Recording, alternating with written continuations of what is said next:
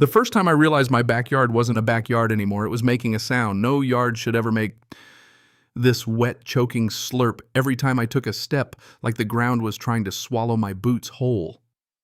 My deck smelled like rot mosquitoes, rose up in clouds thick enough to slap, and every spring I watched another few $100s leak out of my life because the HOA had basically turned my property into a drainage sacrifice. And the woman responsible looked me dead in the eye, smiled like she was discussing tulips, and told me, "That's just nature." My name's Garrett Hollenbeck. I'm 49. I'm an electrician in the Piedmont region of North Carolina, and I'm not one of those men who wakes up in the morning hoping for a fight. I coach Little League. I make a decent brisket. I've spent most of my adult life fixing problems without making a show of it. When my wife Denise and I bought our house in Millbrook Pines outside Greensboro, we thought we were buying the usual dream people buy when they're tired of noise and nonsense. A quiet cul-de-sac, decent schools, a little patch of yard room for tomatoes, maybe a dog, maybe a peaceful life. The house sat on a quarter-acre lot at the bottom of a gentle slope, and that last detail matters more than I knew at the time. For the first couple years, the HOA was mostly background irritation reminder. Letters about grass, height, passive-aggressive newsletter language, little rules about holiday lights and mailbox paint. The kind of petty suburban bureaucracy people grumble about and then move on from. Annoying, sure, but manageable. Then the board changed and Constance Drury took over. Constance was in her early 60s, retired from some middle management HR job, and she carried herself like she had finally found the kingdom she'd been promised.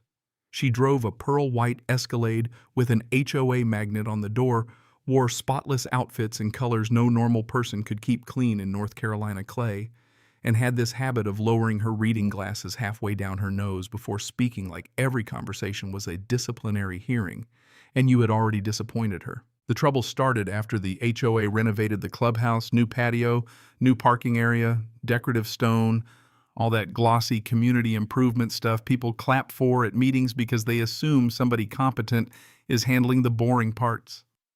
What they didn't tell anybody was that their shiny new drainage setup routed stormwater through a PVC pipe that emptied right near the edge of the common area, which bordered my back fence. The first hard rain after that project, I stepped out back and stopped cold. My vegetable beds were under brown water. My daughter's old sandbox looked like a muddy pond. The clover patch I'd been trying to keep alive for bees was flattened and slick. The whole yard smelled like soaked red clay and diesel, and when I took a step, my boot sank down to the ankle with that nasty sucking sound I can still hear if I think about it too long. Water wasn't just wandering downhill the way nature does, it was being aimed, directed, dumped. I took pictures, filed a complaint, and 2 weeks later I got a letter back from the HOA saying the system complied with all applicable guidelines and that routine stormwater management was not grounds for a formal grievance. Routine, like my yard was some little side ditch they were entitled to use. I marched over to Constance's house after the next rain. Her walkway was bone dry, her porch spotless, not a drop of mud anywhere.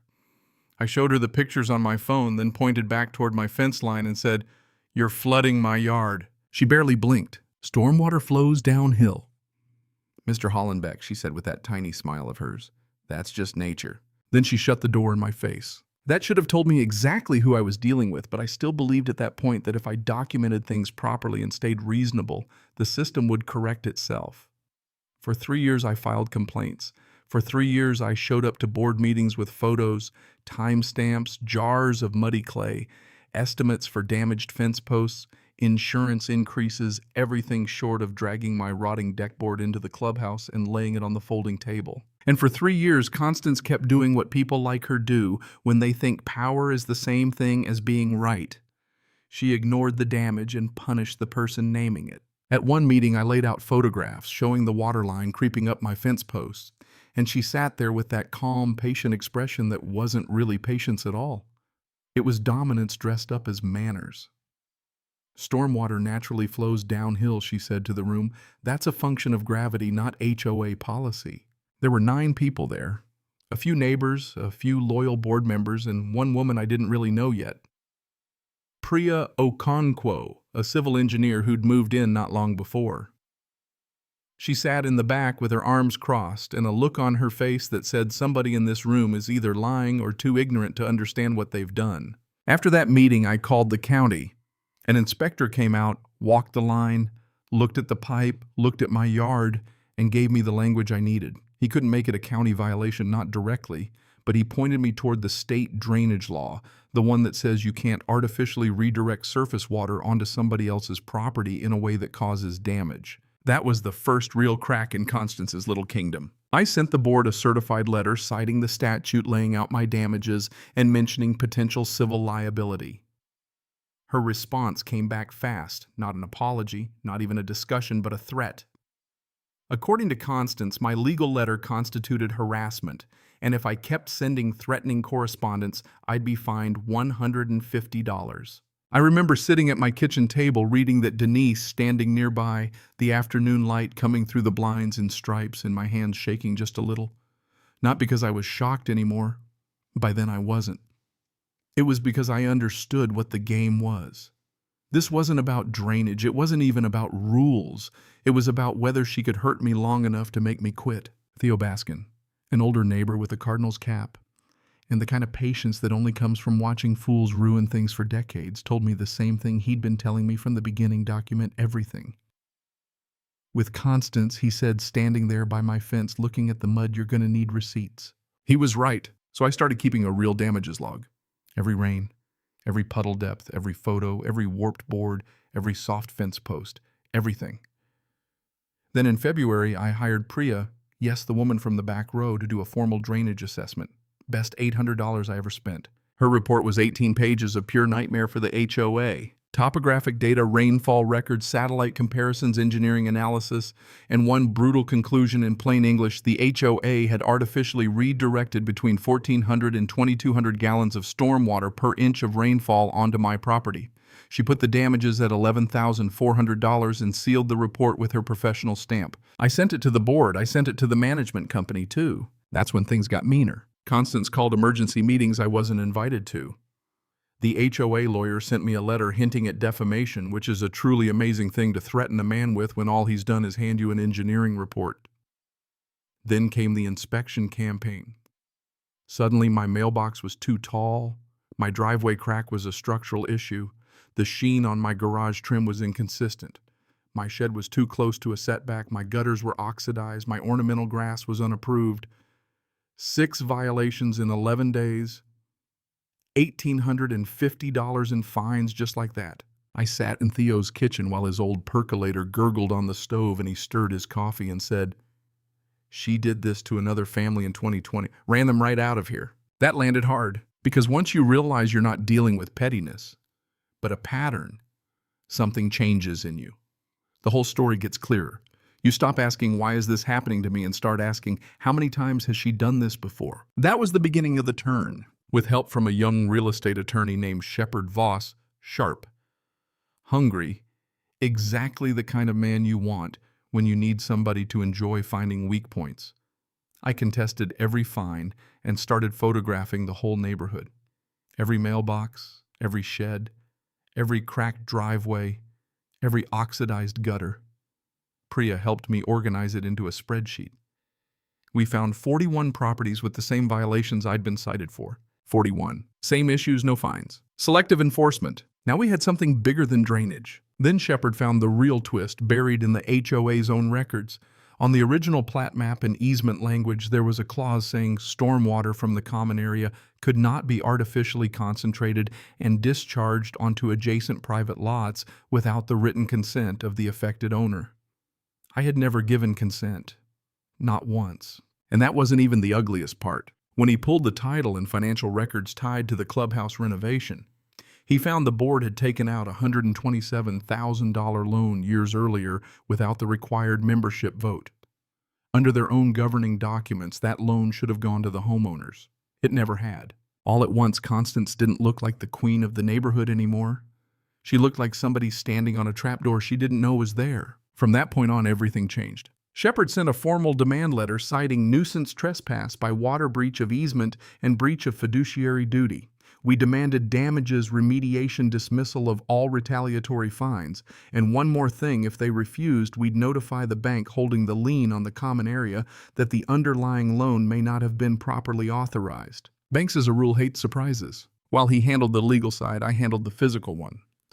With Priya's help, I got a permit and built a legal berm along my fence line 18 inches high, landscape perfectly legitimate. It wasn't designed to flood anything. It was designed to keep illegally discharged water off my land. What happened after that was just physics. Theo, meanwhile, had been doing what Theo did best, quietly talking. Before long, it wasn't just me anymore. A woman who'd been denied a wheelchair ramp until she got an ADA lawyer involved. A couple fined over a work van. Winifred Polk, a retired schoolteacher with a legal pad and the soul of a parliamentary assassin. One by one, the people Constance thought she had isolated started finding each other. That's something I didn't really understand until all this happened. Power looks enormous when you're standing alone in front of it. Get 5 or 6 decent people in a room with documents memory and a little courage, and suddenly it starts looking a lot more fragile. Then the rain came. Late Thursday night, it hammered the deck so hard it sounded like gravel. Denise and I stood at the kitchen window in silence, watching the downspouts pour silver sheets into the dark, and I felt that strange calm that comes after you've done all you can do. No more arguing, no more letters, no more explaining, just truth, gravity, and time. By Friday morning, for the first spring in 3 years, my backyard wasn't a swamp. It was damp, sure, but it was mine again. Across the fence, though, the common area was saturated. The water that had spent years soaking my property had nowhere to go now except back toward the place it came from. Not dramatic, not cinematic yet. Just a dark, widening line of wet ground creeping toward the clubhouse foundation. The real spectacle happened the next day at the Millbrook Pines Summer Social. 200 people folding tables. Hot dogs. Kids running through sprinklers. Bounce house flapping in the heat. Charcoal smoke drifting over the patio. And right there in the middle of it all was Constance, dressed in a pale yellow blouse, smiling that tight social smile, trying to preside over normalcy. Then somebody noticed water seeping up along the east wall of the clubhouse. Not pouring, seeping. That slow, ugly kind of moisture that tells you a problem has been growing underground for a long time. Priya crouched, took one look, stood up, and in her calm engineer voice said, "This is the result of redirected impervious runoff being discharged against this foundation for approximately 3 years." People turned. Constance started toward her, jaw tight, and before she could get there, Winifred stepped in with her legal pad and called for an emergency membership vote on the unauthorized loan. Right there, on the lawn, in front of everybody. And then Douglas Frell, one of Constance's own board members, quietly said, "I second the motion." That was the moment. Not the puddle. Not the cameras from the local news station. Not even the county inspector standing there on his phone. It was that one sentence from one man who had decided finally that self-preservation mattered more than loyalty. Constance stood there in the middle of her own little public festival, surrounded by neighbors, documents, questions, cameras, seepage, and silence, and she had nothing left to say. 6 weeks later, the settlement was done. The HOA rerouted the drainage, properly paid me the full $11,400 in damages, wiped out every bogus violation, covered my legal fees, and agreed to a real membership vote on the loan. Constance resigned 3 weeks after that. Her Escalade disappeared not long after. A for sale sign went up. The neighborhood moved on. Priya supervised the drainage fix. Winifred won a board seat in a landslide. Theo kept being Theo, which might be the rarest talent of all. And the next spring I planted tomatoes again. The bees came back. My yard smelled like dirt and leaves instead of rot. What I learned from all of it is this greed usually doesn't show up looking evil. It shows up with a binder, a smile, and some polished little explanation for why your problem isn't really a problem. It counts on exhaustion. It counts on intimidation. It counts on regular people deciding peace is worth more than truth. Sometimes it is. But sometimes peace bought that way just means you agreed to be somebody else's dumping ground. And maybe the bitterest part is that the law was there the whole time. The documents were there, the facts were there. What was missing at first was enough people willing to force those things into the light. I ended up donating the damage money back into the neighborhood for a trade scholarship fund because I didn't want the last chapter of this story to just be about revenge. Revenge feels good for about 5 minutes. Repair lasts longer. Still, I won't lie to you, watching that water creep across the clubhouse patio during Constance's big community party was one of the most satisfying things I've ever seen. So here's the question: when somebody in power abuses rules to protect themselves and hurt everybody else, do you think fighting back hard is justice? Or is it just a cleaner form of revenge? Tell me where you land in the comments. And if you've ever dealt with an HOA, a neighborhood bully, or anybody who thought authority meant ownership. I want to hear your story too. Cảm ơn các bạn đã xem video.